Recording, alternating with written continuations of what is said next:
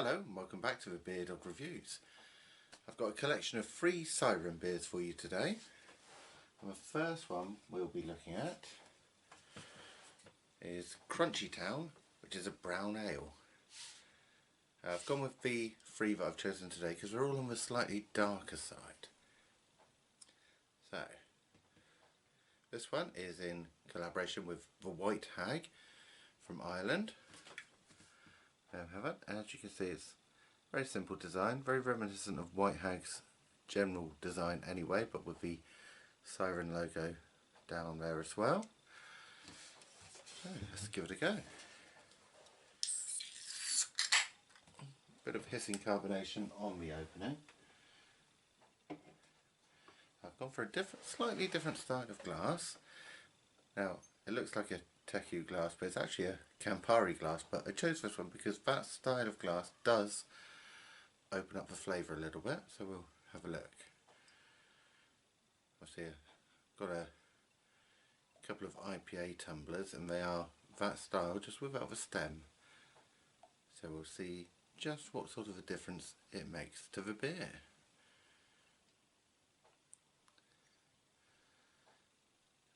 There we go. It gives you quite a good pour, and there it is. As you can see, very dark chestnutty brown beer in the glass. A solid 2 fingers there of very slightly off-white head. And hold that up to my light here.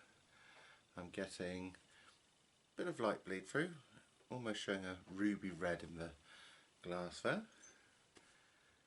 Looks fantastic.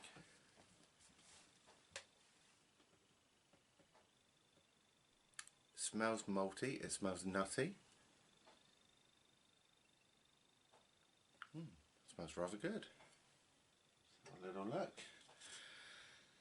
So, the ultimate biscuity brown ale, this beer takes inspiration from perfectly caramelised cookies, so it's gently spiced and packed full of specialty roasted malts for depth of flavour. Moorish sweetness is balanced by carefully selected hops. And it's 4.2%. So not too strong either. Oh, head's died down a little bit there. Let's give it a go, shall we?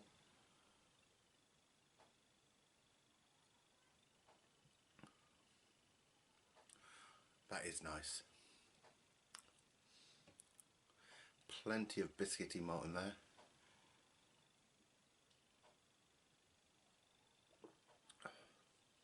Hints of toffee and caramel. It's very smooth. Hint of clove in there.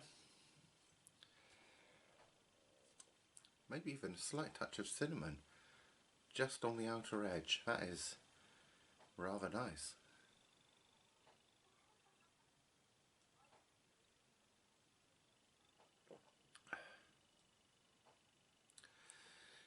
It's got very slight warming character to it.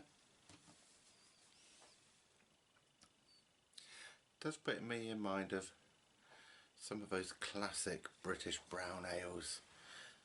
Not the one you're thinking of, because that is, it's not it, is it? But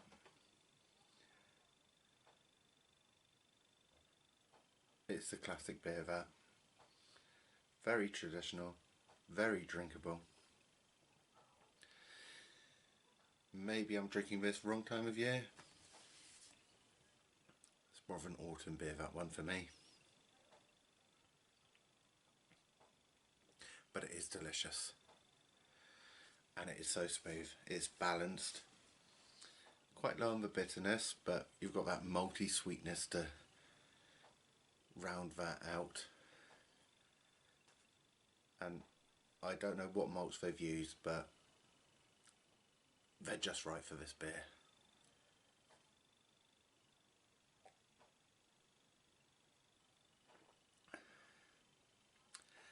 And that almost sticky caramel,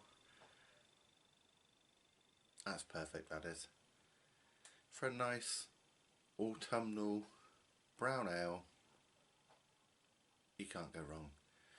Would have liked a slightly nutty character in the flavour as well as the aroma, but all in all, that's a pretty good beer.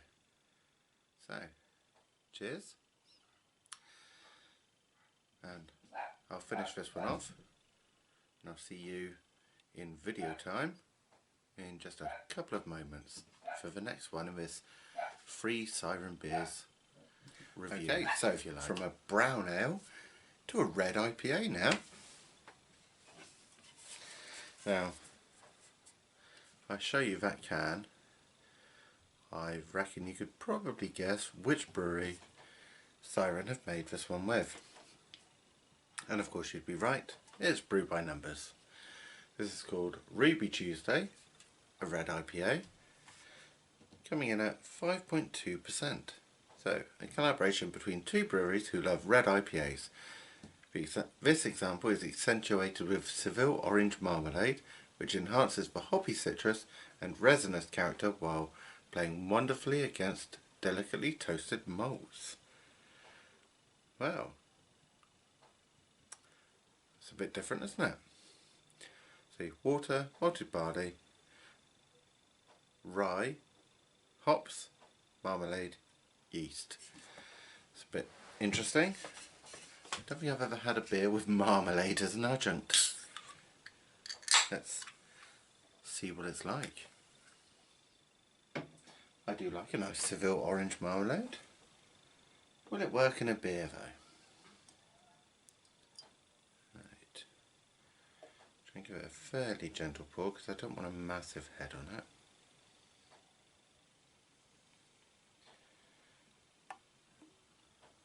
There we go. It's not quite as red as some red IPAs I've had. But, actually I'd say that's very orangey. Marmalade orangey. Well, just under a finger there of fast dying head. It is a clear bit. There's a slight haze to that beer. Very gentle carbonation. I think it looks alright. Let's go in for it.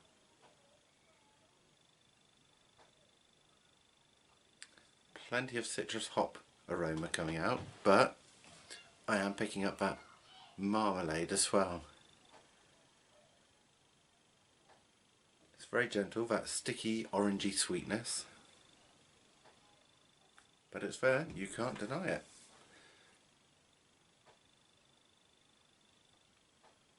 I am picking up a slight maltiness to it as well, which makes me think you can get that marmalade on toast sort of flavour.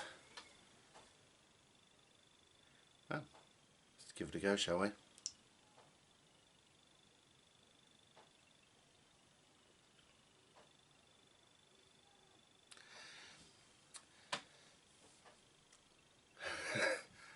It's odd, but I like it.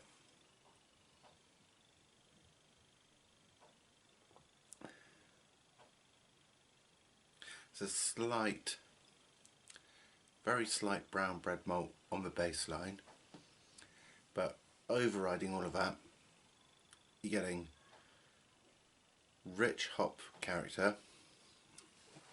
I'm saying Citra, but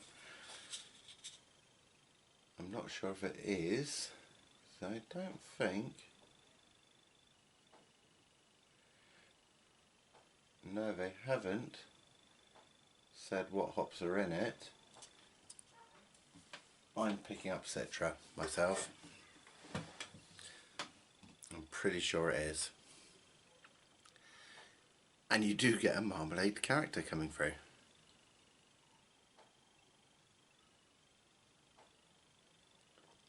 There's a sticky sweetness in there. And there is a bitterness. But I think the bitterness is from that Seville orange marmalade. Very interesting. Actually quite well balanced. Quite rounded. And enjoyable. I could definitely go for this again. Oh, what a revelation. Well, cheers for a moment. I'll see you all very shortly. Don't be alarmed if I look a little different when we look at the third one, because I've just noticed the battery's about to die on my camera. So I'll see you in video time very shortly. Okay, the final one that I'll be looking at in this little video is in collaboration with Burnt Mill Brewery. It's called Buried Shadow, and it's a black IPA coming in at 5%. That's a fantastic design there, isn't it? Look at that. I'm liking the look of that. So we've got a flame sort of design there. Looks good. Bit hard to read the writing on this one. Let's have a little look, see if there's anything on there. Nothing major. Bit of flavour text. But let's just get into it, shall we? I do like a black IPA. Like a bit of smokiness to one. They don't all have that smoky character, but I do like it when it is present.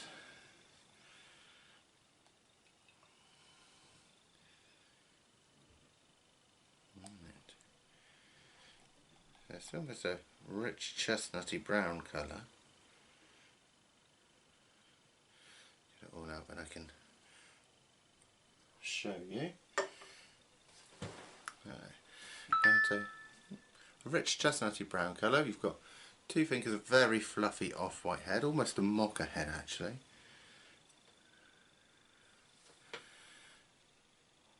Can't see it, but there is some good gentle carbonation in there. Slightly mocha head there. Does look nice, doesn't it? Let's have a look at it.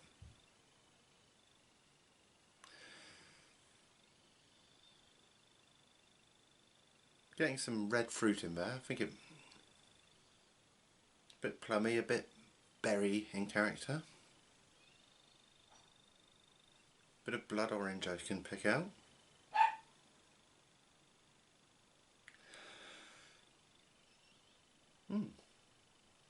Actually smells rather nice. Right, let's have a look at it.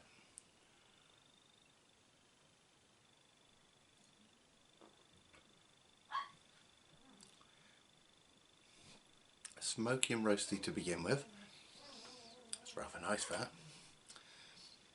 But that does give way to a nice berry character. That's blackberry, hints of red currant,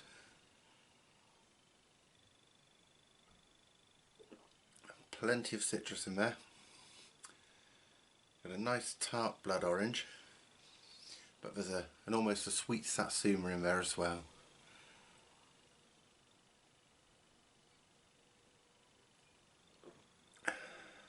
It's quite rich for an IPA style.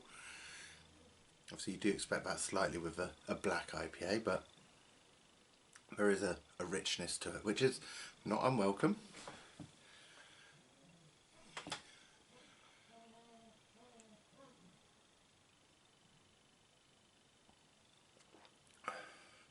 I'd say that's a good summer beer if you like your darker beers.